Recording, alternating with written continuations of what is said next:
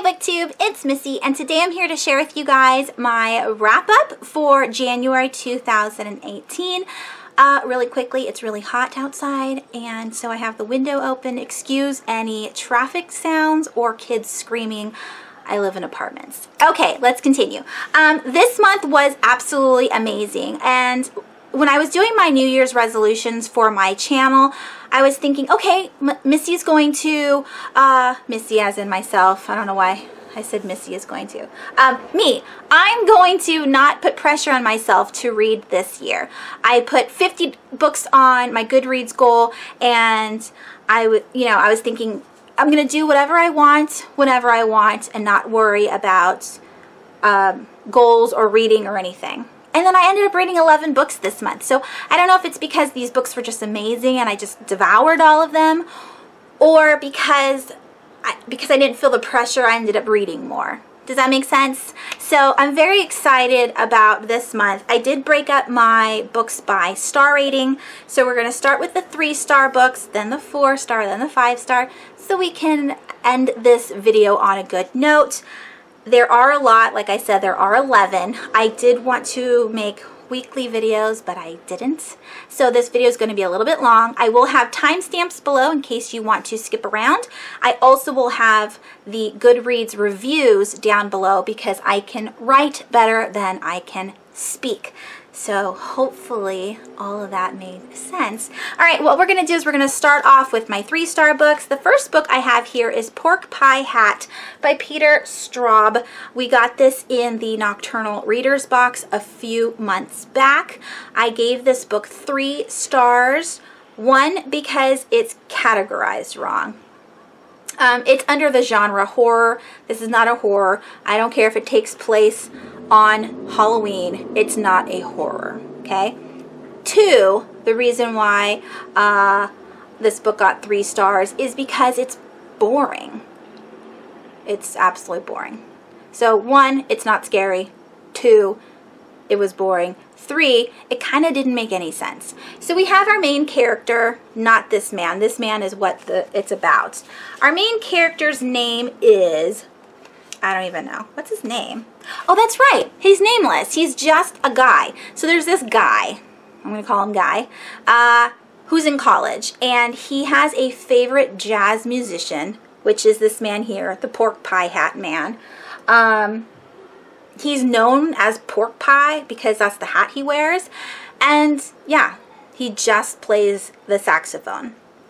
Now he's like a cool saxophone guy, and everybody likes him and wants to play with him, and so he's pretty famous. When our main character meets the Pork Pie Hat Man in college, he wants to write some kind of like biography of the man, and so he asks if he can interview him. The man says fine, and he goes, the main character goes to the jazz guy's house, or the hotel that he's staying at, and he starts asking him questions.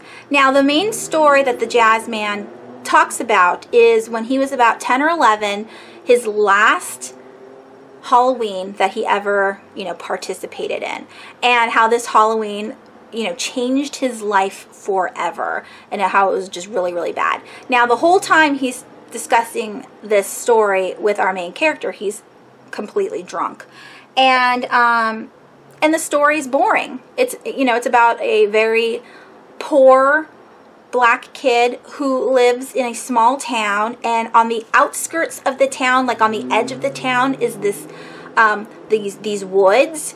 I can't remember what he called them, but anyways, unsavory people live in shacks in the woods, and one day him and his best friend, it's Halloween, they decide to go through those shacks to kind of scare themselves, and they witness something that was very unpleasant, and it's not really talked about, and that scene changed the jazz man's perception of like the world forevermore. Like that was the turning point for them. So he used to play the drums, and then he decided he was going to play the saxophone instead. Now, it doesn't say what he actually saw that night until kind of the very end, which is still very ambiguous. Like, you still have to think as the reader, is that what really happened? What did I just read? Okay? And then also, our main character writes, you know, the biography, and then years later he comes to find out that he may or may not have actually heard a correct story. Like, either the jazz man could have fabricated the entire thing or changed certain aspects of it to fit his needs. So really, was the book just for no reason? Like, I don't understand. Was it well written? I don't know. It didn't shock me. It didn't make me, you know, go, oh my gosh, Peter Straub is somebody that I need to pick up immediately. Like, I need another book of his.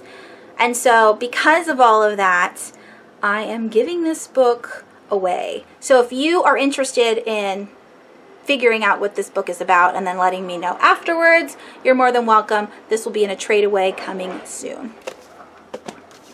The next book I want to talk about is Universal Harvester by John Darnell. I picked this up this month. In January, I was so stinking excited to read this because it had like Sinister vibes. You know, the horror movie with Kevin Bacon? Is that him? No, Ethan Hawke. I'm sorry. Kevin Bacon is Stir of Echoes. Ethan Hawke is from Sinister. Totally off topic. Anyways, I was really looking forward to this book. And again, this book is put in the wrong genre. It says it's a horror, so I'm expecting scary. Nothing scary happened, and I was so disappointed. So I gave it a 3-star because it wasn't scary. I gave it a 3-star because it was very boring, and because it didn't make any sense. So everything that was wrong with this book was also wrong with this book. This one actually has a main character's name, and his name is Jeremy. He works at the Video Hut, which is a video store in his town. It is in Iowa. I think this whole book takes place in Iowa, but he keeps saying Nevada, Iowa, or just Nevada. Now, I don't know if he is on the edge of Iowa and Nevada. And so he's talking about, you know, just crossing the border, going to and from work, or if there's a Nevada, Iowa. That right there drove me crazy because I didn't know where this person was coming from. So he works at this video store. One day a lady comes in and she goes, hey, so I was watching this movie and there's something strange on it. Can you take it? Can you look at it? He goes, yeah, whatever. He forgets about it. And then like a couple days later, another person comes in and says, hey, there's something weird on this videotape. Can you take a look at it? And he's like, yeah, sure. And then he goes, okay, well, I'll take these home and actually check it out. And in the middle of the movie, sure enough, there is like a splice of something strange. It's not really a minute long, but it's there. And so, you know, he stops it and rewinds and watches again. And, you know, he can't figure it out. And then he watches the other movie, and that too has something weird on it. And so this is the part of the book where you're like, yeah, something scary. Please let it be like a murder scene or torture or something, and let this whole book be about that. Like he's going to get sucked in, kind of like, I don't know, The Ring, where he got to see these videos and now a monster's going to come. Nothing like that happens. Nothing happens. Nothing. So I was totally bummed. So this book is, you know, put into 4 different parts. So the first part is us, the readers, and Jeremy finding out about these videotapes, wanting to know why these splices are on it. What are these splices? How does this have anything to do with anything? Part 2 is about Lisa Sample, who is a character that we sort of meet throughout the book. And it's her childhood is part 2. And when you are reading part 2, you're thinking, why the hell do I care about this little girl and her mom, who is no longer, you know, a part of their lives? Like, the mom takes off and doesn't talk to the family anymore. Like, why do we care, and how does this relate to videotapes? And then we have the third part where the story goes back together, and you're like, okay, here's Jeremy, our main character, and then we have, you know, the videotapes, and then we have the fourth part, which is a whole nother set of characters, like 10 years later, and you're like, why? What does this have to do with anything? why am I reading this? Like, it's not scary. I'm not getting any information. It's so, like, is it disconjointed? I could be saying that word wrong, but they're not coherent. The whole story is not coherent. I don't know what's going on. And then at the very side of Goodreads, on the very bottom, where it says like horror, and then it has, you know, blah, blah, blah, blah. The bottom, it says literary fiction. So is this just a literary fiction book? And if so, what makes a book literary fiction? Does that mean this book is going to make me think about something deep? Because if that's the case, I didn't feel it, and I'm mad that there was no horror aspect to it. So this is another book that I'll be giving away.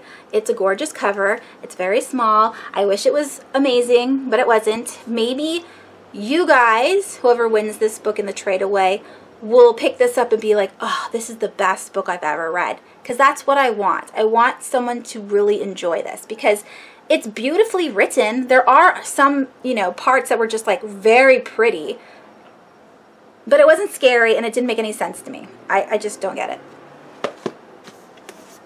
The next book I want to talk about is Artemis by Andy Weir.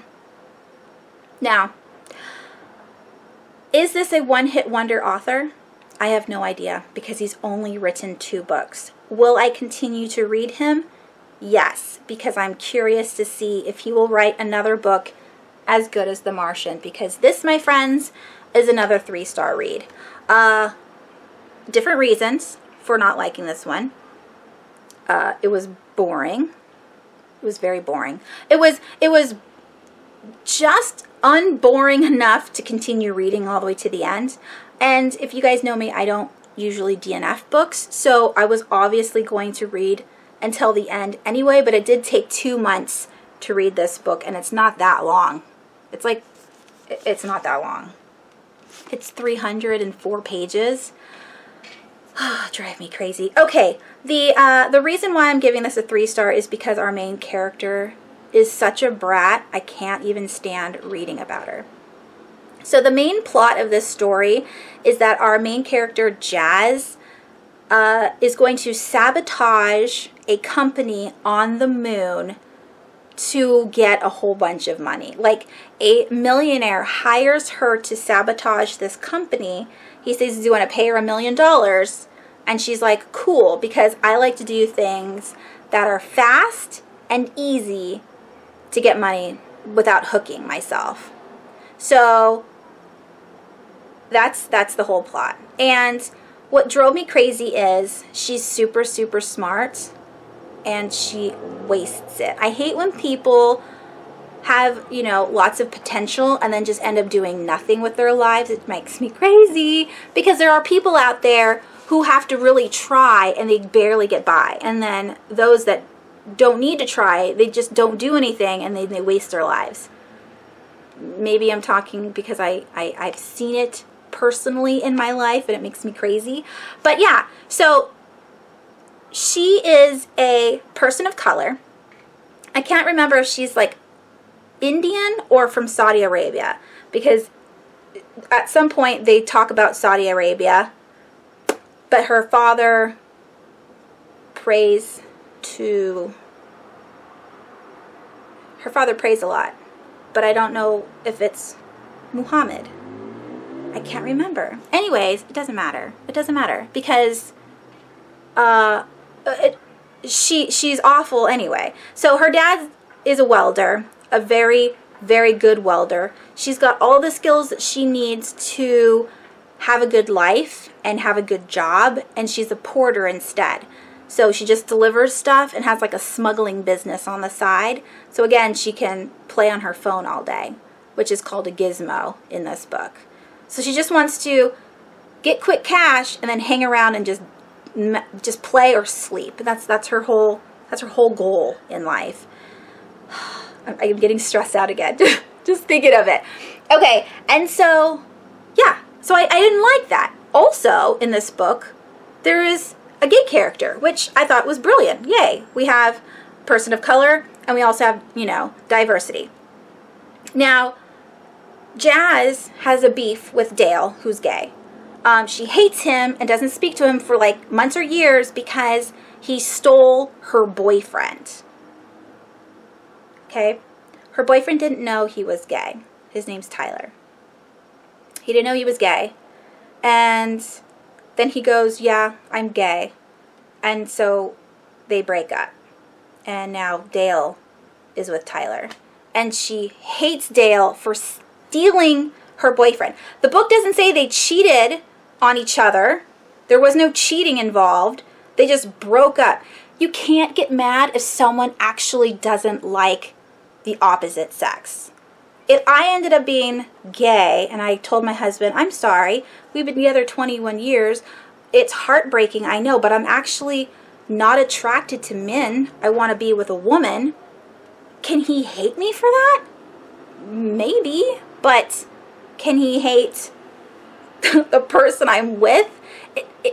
Again, I know it's feelings and everyone's feelings are different, but it just drove me crazy. I'm like, logically, you shouldn't be angry, especially for a very long time, for something like that. When there wasn't any cheating involved, it was like, I'm sorry, I don't love you anymore. I'm with this person. Just drove me crazy. Like, you're going to put gay people in there and that's how you're going to write them? It wasn't even like fun to read. It was stupid. It was just a stupid aspect of the book. Yeah, so Jazz is selfish, arrogant, stubborn, and lazy, and bratty, and she talks to everybody sarcastically like she's got a chip on her shoulder, like she's better than everybody else. It made me crazy. This was a very, very long explanation on why I didn't like this book. Again, this is going to be given away, so if you want it, and you want to, you know, tackle it and maybe figure out why I should have liked this book and then let me know. Totally. Please convince me that this is a good book, because so far, not so far, I read the whole thing. I didn't like it. Okay. I'm almost done with the negative reviews. Next we have Wicked Charm. This came out, this is a brand new release. It came out on January 30th. I received this from Entangled Teen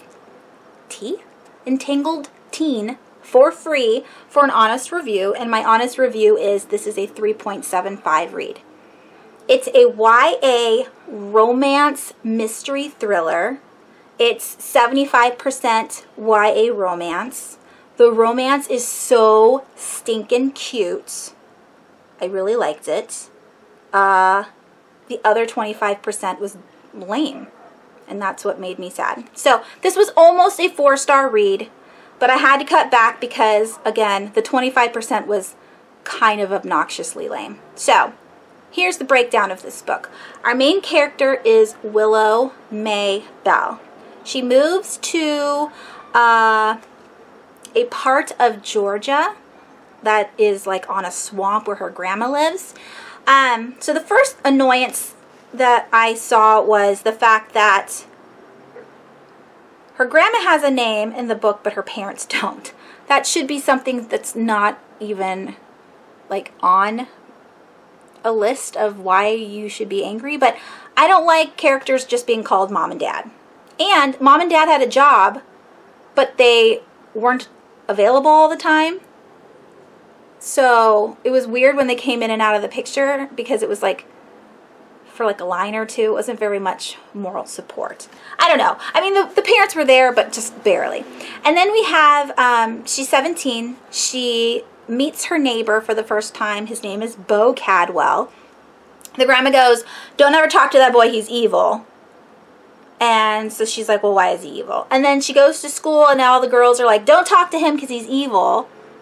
And then she finds out the reason why he's evil is because he's like a womanizer, like he's a bad boy who breaks girls' hearts. And so she has this knowledge that this boy could be, you know, a problem.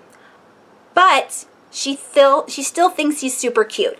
And I liked the book because it was realistic. Like, she wasn't drooling over him and then doing stupid things just because he was cute and she wanted to get closer to him. He would say something that like was kind of offensive and she would be like, I don't like that, and she wouldn't talk to him for like a week, which is like, yeah, that's what happens. You're not going to be just blindly following this cute boy around. I mean, maybe you do. Maybe that has been done, but our character didn't do that. And so I wasn't annoyed with Willow. She also has a best friend named Jory, and I wanted to know more about Jory and her family. We only meet Jory's parents once in the book, and that was it. And I'm just like, but I don't know, like, what happened? Where did Jory come from? Like, how are they best friends? You don't just meet a girl and then become best friends with her like right off the bat. Like, there was no gradualness with the girls. It was just like, boom, best friends, which seemed odd to me. I don't know, especially since they're 17. So when I was 17, I was, you know, sleeping over at my friend's house on the weekends and stuff too. But I didn't do that right away. Like, I was friends with her for a little while first. I didn't just sleep over her house and be like, hey, we're best friends. But maybe in this small town, that's how it goes. I don't know. So the friendship and the love interest was all very cutesy. I liked it. What I didn't like was the mystery thriller aspect. It's there, but it's barely touched on. Like, there's more romance than the mystery. There are girls dying, and it's constantly talked about, like, oh, these dead girls, but no one ever really makes it like a priority. Like, it's talked about a lot, but no one actually seems scared by it.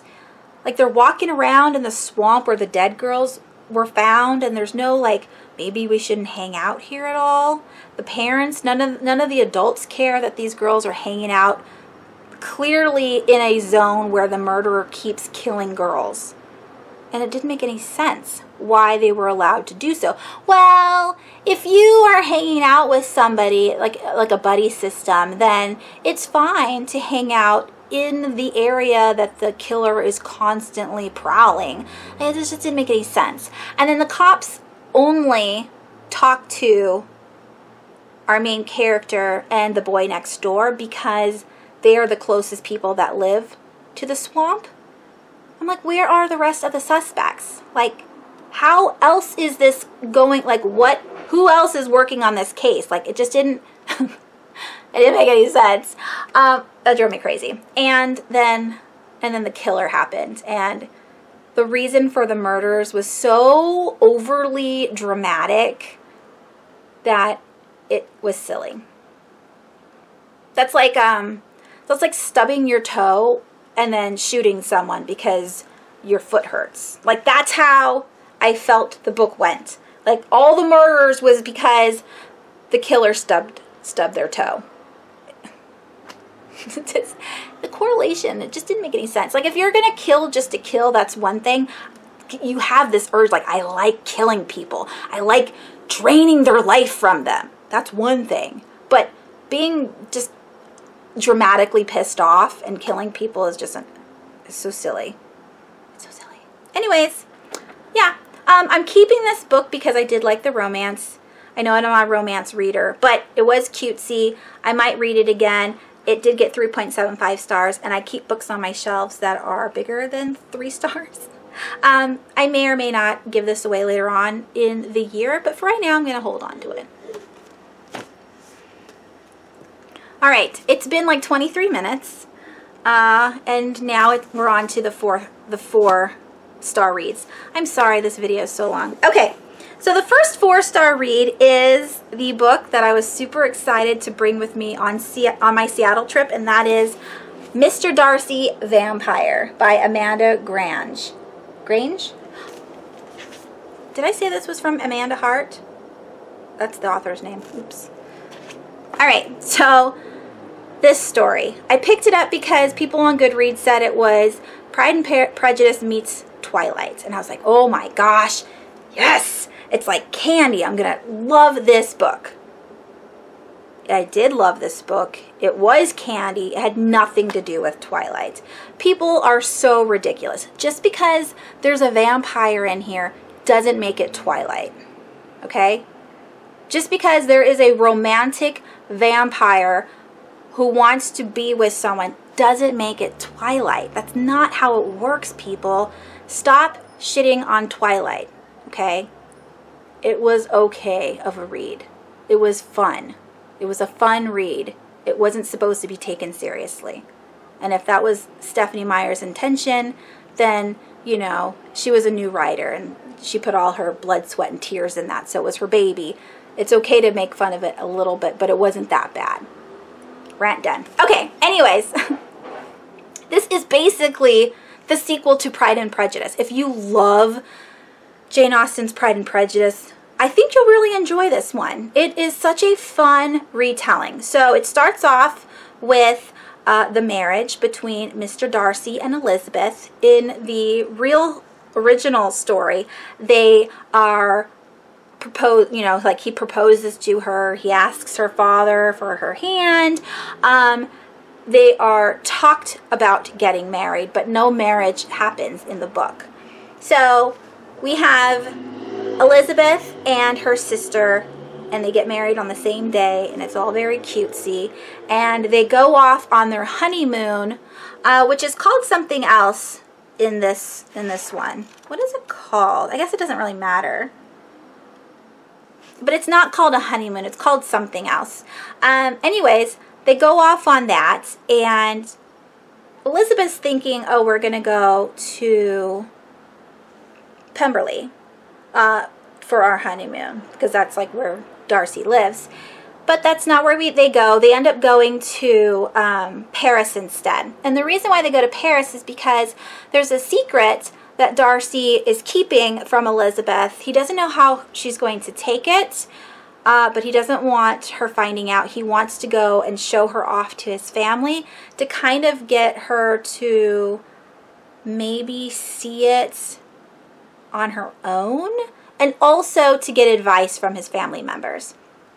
Now, we know that he's a vampire because that's the title. He doesn't do anything vampire-ish at all throughout the book, until like the very end.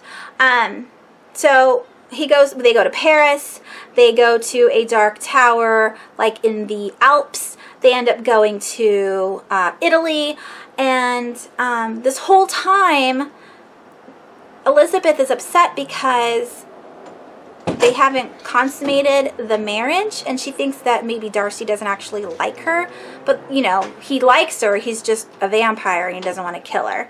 And that's basically the whole book. I mean, it's not boring. I really enjoyed learning more about Darcy and having this story expanded on, because you don't get that in the original, so that was very cool. But yeah, I mean, if you wanted to say this was kind of Twilighty, the only way it could be that is because, one, he doesn't want to drink her blood because that would kill her. Two, they get married, and three, there's people trying to keep them apart. And that's basically it. 4 stars. It was so fun to read. Like I said, barely any vampire information in here. It's not like it's a continuation. This is a standalone. So yeah, it's Pride and Prejudice, the sequel, with a sprinkle of vampire.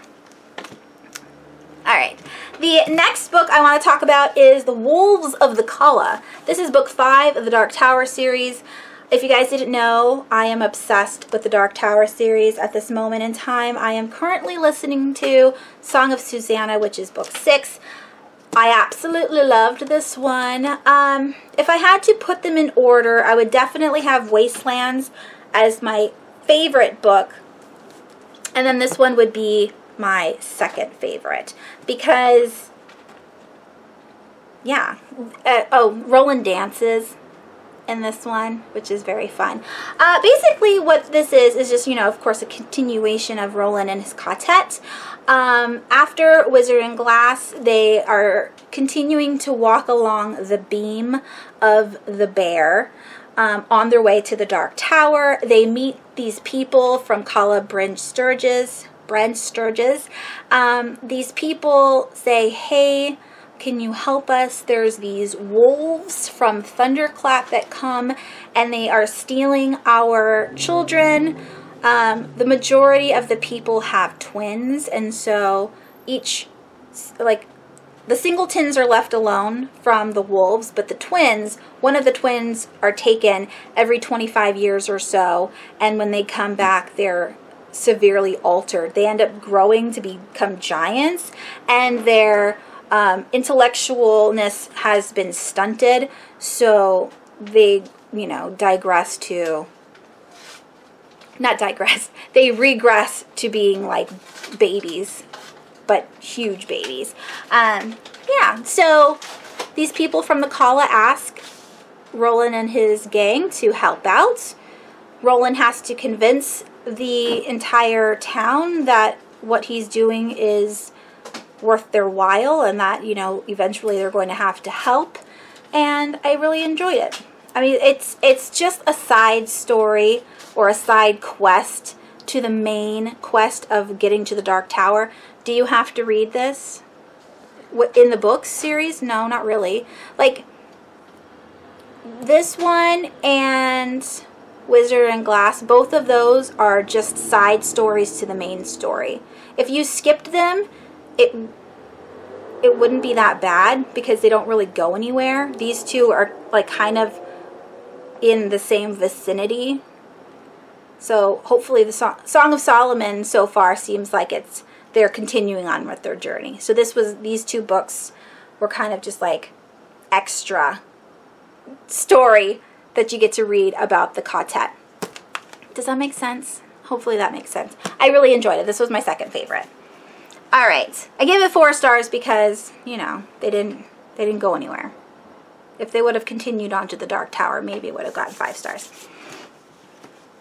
These, my friends, are all of my 5-star reads. I'm so excited. I have 1, 2, 3, 4, 5 5-star reads. I'm going to talk about the first one. This is Cold Moon Over Babylon by Michael McDowell. We received this in our Nocturnal Readers box. This is my favorite book that I have read so far from Nocturnal Readers, and I've read about 5 of their books so far. This was so good. It was so good. This even has a movie. I haven't seen it yet, but I have it, so I want to watch it. Maybe tonight. I don't know. Our main character, well, it's a family. They are the Larkin family. So the whole place is set in Babylon, which is on the uppermost part of Florida, like it's called the Panhandle area. They live on the outskirts of the Styx River. So the Styx River flows into their like blueberry crops, and the Larkin family has been living on that blueberry farm for a few generations now. At the beginning of the book, our parents of the Larkin kids perish in the Styx River, and that's the livelihood of their crops. So they have a love-hate relationship with the river. It killed their parents, but they also, you know, get berries and are able to survive off of the river, if that makes sense. So one day the sister goes off on her bike, and you know, she's expected to be back by dinner time. And on her way home, a storm hits and it starts raining really hard. And so she's like, oh no, I really have to get home. My grandma's going to be totally worried. And she never makes it across the bridge to get home. And it's like she can see her house when she's murdered. So this happens like on page 4 or something. She's murdered right off the bat. Now, the cop in this town is super lazy. Like, he just kind of wants to brush the whole murder under the rug. Like, it must have been some, you know, person driving through, or Maybe our main characters, you know, maybe the sister just took off. I mean, she's 14. Maybe she is with a boy or a friend or whatever, and she hasn't called the grandma back, and everybody in town's like, no, that's not how this girl is. What is her name so I can stop calling her girl? Her name is Margaret. Okay, so yeah, so Jerry and his grandma Evelyn are waiting for Margaret to come home. She never does. The cop doesn't find anything, and the grandma's like, you know what? I know who killed her. I know who killed her. And he's like, no, that's not true. That's not the person. She goes, yes, it is. I'm telling you. My memory got full on my camera, so I don't know where I left off. I'm going to say I left off at grandma. So the grandma's saying that this guy is the killer. The lazy sheriff doesn't believe her. He thinks she's just, you know, this kook that lives on the berry farm. And also, that's his best friend, so he's not going to go against his best friend. So a couple weeks go by. The sheriff hasn't figured out who killed Margaret. They have he has an idea of who he thinks might be the killer, but it's just a scapegoat. And then it goes from there. But what makes this book so cool is not only is there a murder going on, but it's like the Creep Show meets Alvin Schwartz, the author of, you know, Scary Stories to Tell in the Dark. And what was the other one that I was thinking of? It's just your typical, like, horror, supernatural, ghostly kind of story. This is what I was looking for when I was picking up horror books this month. I was so excited. I buddy read this with my friend Amy. I can't remember if she finished it or not. Amy, if you finished it, let me know down below and what you thought of it. But yeah, 5 stars. I absolutely loved this, and like I said, I totally want to watch the movie tonight. That would be awesome. Alright, my next 5-star read is another short little book, and that's Every Heart a Doorway by Shannon McGuire. I think that's how you say it. I read this, and what was the other one? I'm just jumping all over the place here. Both of these books were for my Around the Year in 52 books. This one was to take the category of read a book that has a word either in the title or inside the contents of the book that was invented on the year you were born. So with this one, camcorder was added to, you know, the dictionary and became a word in 1981, and this is videotapes, and they have to record on VHS. So in order to do that, you need a camcorder. Yeah. Then this one was read a book from your friend's favorites list. Like, basically, read a book that your friend said was a 5-star read. So Penelope gave this 5 stars. She was also rereading this book in January for anticipation for the 3rd, which is Beneath the Sugar Sky. So I said, oh, I'm going to pick this up too. I want to read it. And this was fantastic. Another 5-star read. I didn't know anything about this book before I picked it up. I've heard people talk about it on, you know, on YouTube, but I didn't really pay attention because I was like, it's a fantasy. I don't want to read fantasy. Even though it's small, I'm not going to like it. That was just my first impression. I'm like, I'm not going to like it. People talk about it all the time. I don't want to read it. And it ended up being amazing. So I'm going to make my review of this vague, so that way you go in, if you haven't read it, just as blind as me, so that way you get excited. But basically, it's about people who can open doors into another world, like a fantastical world, and there is a school for wayward children. Basically, these kids are there it's kind of like rehab for these kids, because they're so obsessed with finding their door that they've already been through, but now they're not in that world anymore. They're so obsessed with finding this door, and now they're at this school to learn how to cope with letting it go, with not just knowing that you won't be able to find that door again. It was so magical, and there is a murder mystery in here, which is very interesting. But I like the characters the most in this book, and that ending, I was like kind of excited about that ending because, you know, I'm not going to spoil it, but the main character wants something, and I was happy to see that kind of ending. So yeah, I really liked it. I own the second book. I heard from Penelope that the second book is not the same as, I mean, these books are together, but they follow different characters, so you don't have to read them right away. It doesn't matter when you pick them up. And yeah, I can't wait to read book 2. This was fantastic. All right, the next book was also overhyped, and I never wanted to pick it up, but I did, and that is We Were Liars by E. Lockhart. Penelope read this, and she said that she didn't really like it, and I was on the fence. I'm like, okay, this is a thriller, it's YA, people have said that it's very predictable, and so I read it going in, going, well, you know, I picked this up because it was part of my Around the Year in 52 books from last year, but also because I did a hook and read, and I read the beginning of it, and I was like, oh, this seems like it's going to be a super fast-paced book, and it totally, totally was.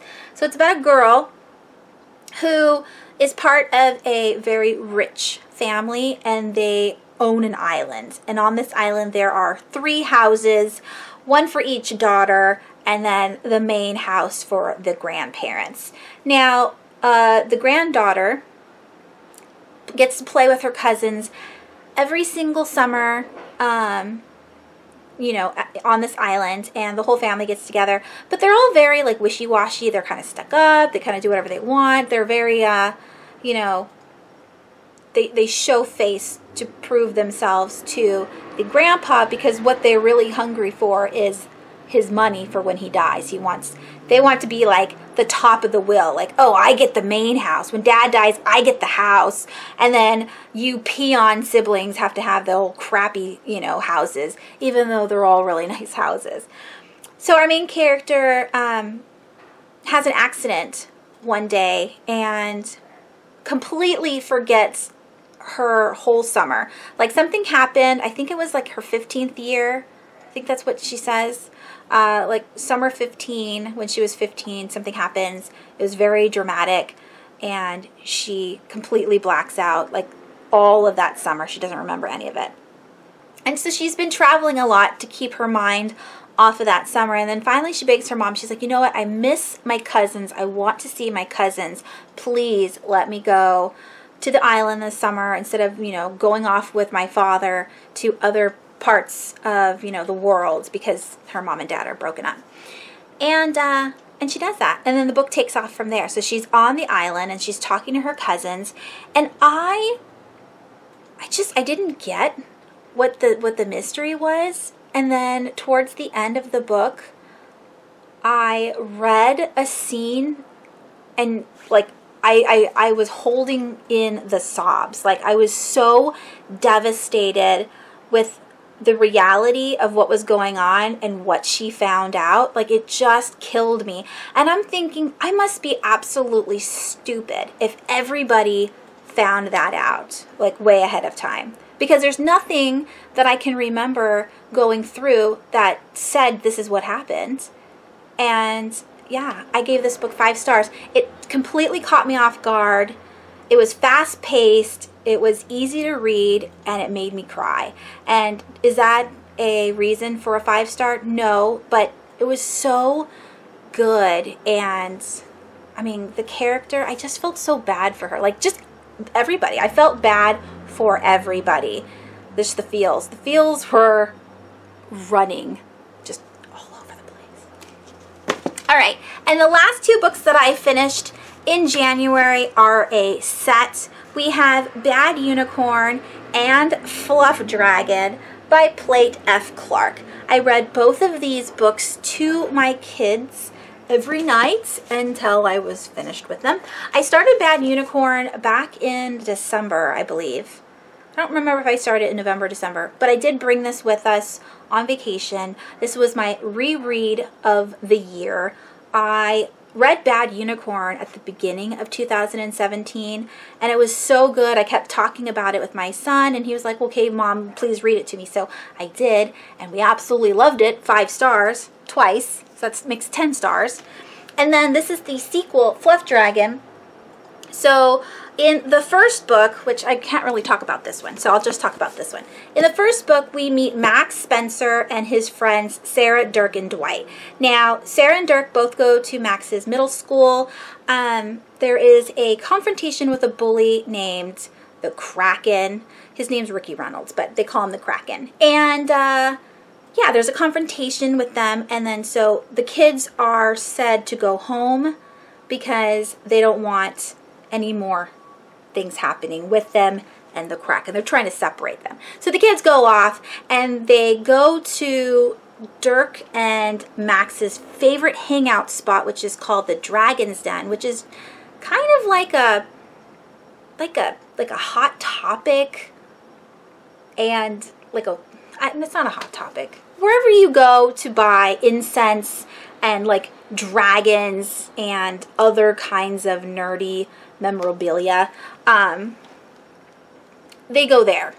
And Max is carrying this book that's called the Codex of Infinite Nobility, and he's trying to explain to his friends, like, I can totally read this book, and they're like, but I can't read it. And he's like, but I totally can. And when he opens it up, something happens, and they get zapped into the future. And come to find out, Dwight is a real dwarf, and that there's these 2 different areas called the Magris, which is the magical realm where, you know, unicorns and elves and all those kinds of people live.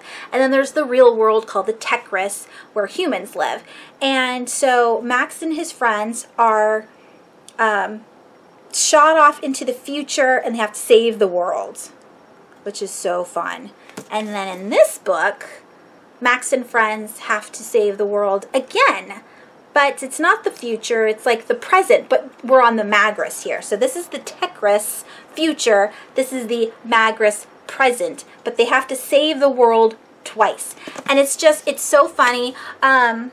Plate F. Clark is such a good writer because not only does he write with things that are super relevant to today's society, like cell phones and like movie references that kids and adults alike would get. So they're all in here, and you're like, yeah, I know that. There's one part in Fluff Dragon where they get to the tower, and the princess says, oh, I didn't expect you, you know, to, I don't even know what it's called. She was just saying, I didn't expect you to be the one to rescue me. Something like that. And my 12-year-old goes, oh my God, that's a Star Wars reference. And I'm like, no, it's not. How do you know that? And then not even like 2 lines down, it says, hey, that's a Star Wars reference. So it's got things that kids and adults would totally pick out. It was just such a fun and funny read. And we are currently reading the 3rd and final book in the series, which I will talk about in my TBR. So there's those 2. So those were my five 5-star reads. I had 2 4-star reads and then like 4 3-star reads. Overall, I had a very good month. I do want to talk quickly about the 3 books that I did start but did not finish. So I have here Misery by Stephen King. Now, you can hate me if you want. I know I'm the host of the 2018 read-along. I did finish Wolves of the Calla, which was my main goal. Like this, I wanted to also read, and I did want to start my year of Stephen King 2018. I didn't want people to wait for me because I wanted to finish the Dark Tower series first. So I did start this. I have not finished, but it was so hard for me to read. So I'm currently on page 106. That's a little bit, I'm almost halfway through the book, but it's very hard to read. It's not like it's not hard to read as in the book is, the words are hard to read. Annie Wilkes is psychotic. And Paul Sheldon, poor Paul Sheldon, I have never seen this movie before, and I get anxiety when I'm reading this. And the part where I'm at right now, I had to put it down 3 times. I didn't want to know what was going to happen. I was worried about the consequences of Paul's actions. I am super scared of Annie Wilkes. Like, I don't want to pick this up. And that's so funny for me because in horror, what scares me the most is aliens and real life situations where people are just bad. They're bad people. And the knee punch scene, if you don't know what I'm talking about, I can't explain it to you because that'd be a spoiler, but that stopped me in my tracks. I was going to finish this book last night so I could add this to my read TBR and, you know, keep the people on my Goodreads page from thinking that I'm a flake. But that knee punch scene stopped me. I couldn't read it, and then I tried to read a little bit this morning, and it was just difficult. The subject matter is very difficult for me to read because, again, I get anxious and sweaty while reading this because I'm so scared for Paul Sheldon's life. So there you go. That right there makes you want to read it, right? Because it's so scary that I can't even read it, and I love horror. All right, the next book I am also in the middle of reading is Winnie the Pooh by A.A. Milne? Is it Milne? Isn't this cute? I love it. I'm only on chapter 4. I've seen the first 4 of these cartoons. I think each chapter is a cartoon in itself, but I'm definitely going to finish reading this in February to my children. And I did talk about Good Ogre. This is the 3rd and final book in the Bad Unicorn trilogy. I started this yesterday, so it was technically still January. Yeah, and we only read the prologue, but I'm interested to learn all about Dwayne, the bad ogre. P.S. He got 7% on his evil test, so he's not very evil. And he couldn't go to evil college like his brother, who got 97% on his evil test. So we have the underdog here. And I want to know what's going to happen with Dwayne. Will he join the dark side? Or will he be a good guy? I don't know. All right, that is everything. I am apologetic for this very long video. I'm going to try this year to do weekly wrap-ups so that way they aren't the video isn't this long like all the time. But again, there will be links down below for the timestamps in case you want to skip around, and of course all of the Goodreads reviews will be down below as well. Let me know what you read in January. What was your favorite book? Have you read any of these books? What did you think of them? And remember that trade away is going to be happening probably in March. I want to do a real giveaway in February and then do a trade away in March, because if I have them in the same month, people might get confused. So yeah, that's it. Thank you so much for watching. I hope you guys have a wonderful rest of your week, and I will talk to you soon.